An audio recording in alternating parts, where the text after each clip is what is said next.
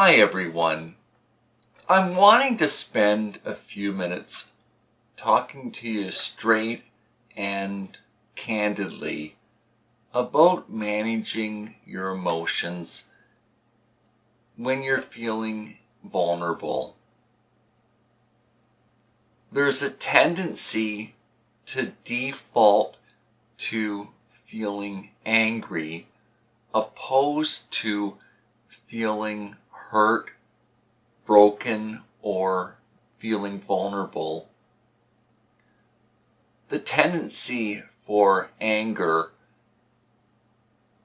tends to be because of it being an empowering emotion instead of the vulnerable state of saying that you're hurting or that you're feeling weak or you're going through a hard time in your life.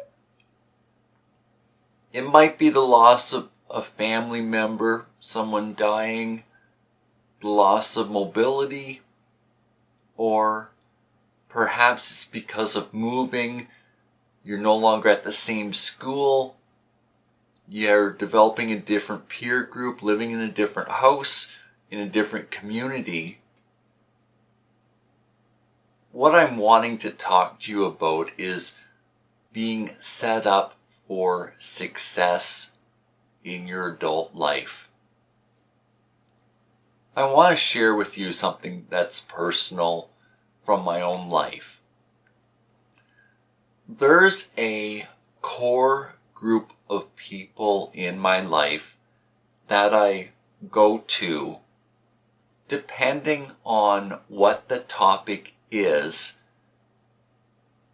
These people that are in my life have demonstrated that they're good at specific items, and so I trust their feedback when I need input and am having a hard time making a decision myself or wanting confirmation that I'm on the right path.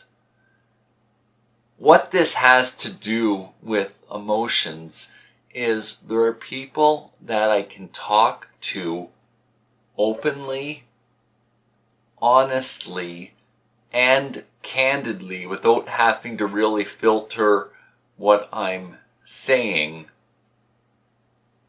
so that I can be real and address whatever is going on in my life. So, I'm filming this in 2017.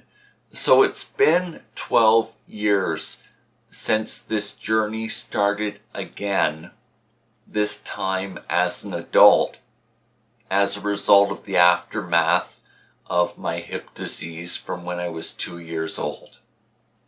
So at age 29, I was learning how to live life again.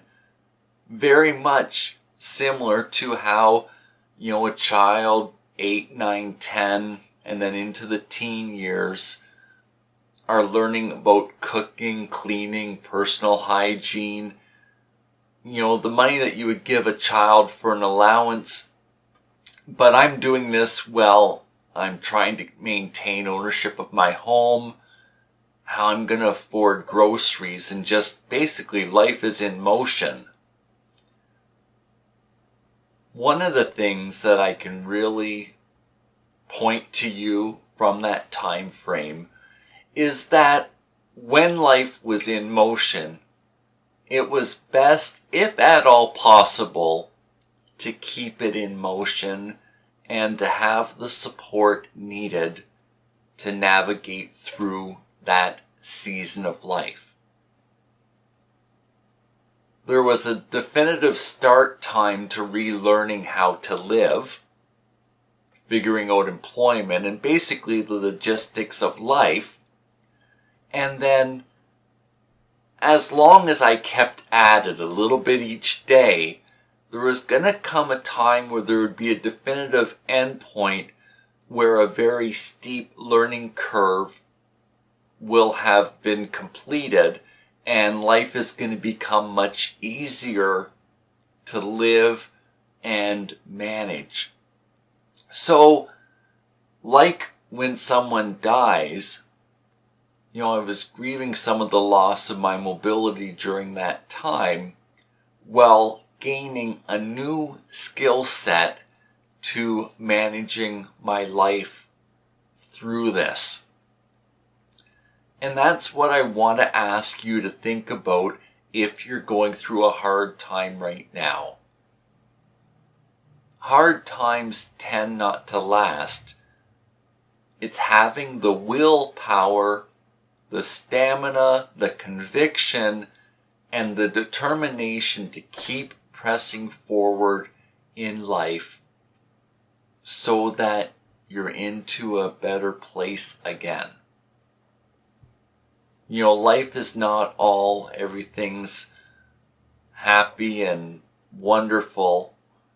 There's going to be times where you're going to be challenged, but it's the challenges that are going to form you to be a man or to be a woman that's going to be able to stand up and be a rock and lead by example to the people that are in your life. And I might point out that the people in your life aren't always going to be people that you know. So when I go out in public, it's obvious that I'm using a wheelchair. I can't hide the fact. It's there for everyone to see. It's amazing the number of people that will come up to me and share a word of encouragement that I honestly do not know, but are being positively impacted by seeing me go through my routine, going to the pool, the effort it takes, and just continuing to do so each day, each weekday, in trying to make the best of the situation that I've got. I want to suggest to you that if you're going through a hard time, it might not all be negative, because after you've gone through and faced adversity, it's going to help give you the skill set needed to manage your life and to be confident when you're making decisions where there's no easy answer or obvious right path. You'll have something to draw on. So part of why I'm sharing this, if you're in a wheelchair and you're in that learning curve, as long as you keep asking questions and keep, working at life, it will get easier for you. For teenagers, if you're struggling about school, for example, and your career, I'd like to suggest that you talk to a few of your teachers and ask what they see in you, and your friends what they see in you and what your hobbies, and your parents, and you'll start to get a glimpse of what people looking into your life get, and you might be able to translate that into what a career option would be. When you're 15 years old and 16 years old, each new year of life still brings a lot of life experience, and you're still growing through this. And there's still lots to be learned about the world around you. And so that's why I say about getting feedback when you're unsure, but having the courage to acknowledge to those around you that you really don't know and are looking for input on your life. The final part of this that I want to share, if you're really struggling, there's two things. The first, I would encourage you to do a search on the internet to understand the stages of grief. There's no particular order to them. but it may be a pattern that you recognize in yourself. And if you're in that cycle and it's not evening out, especially after a few weeks, make sure that you have the help and the support you need.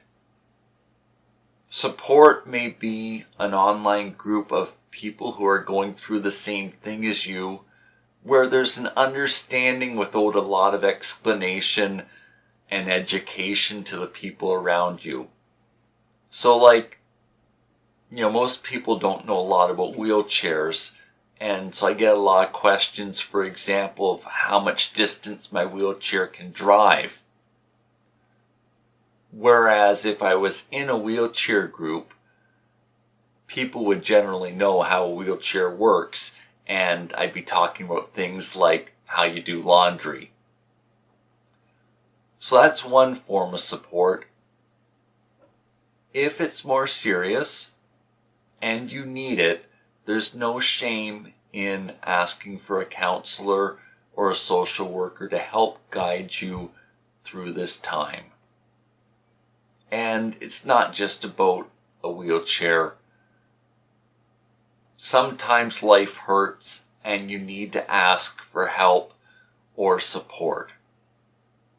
It depends what's going on the appropriate support in that moment.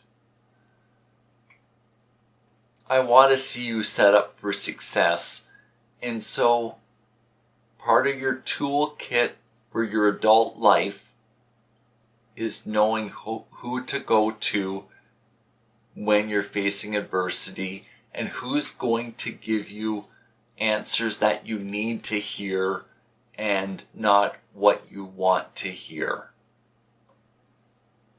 I've given you a lot to think about. I hope this will help you in your journey. I'm wanting to see you set up for success.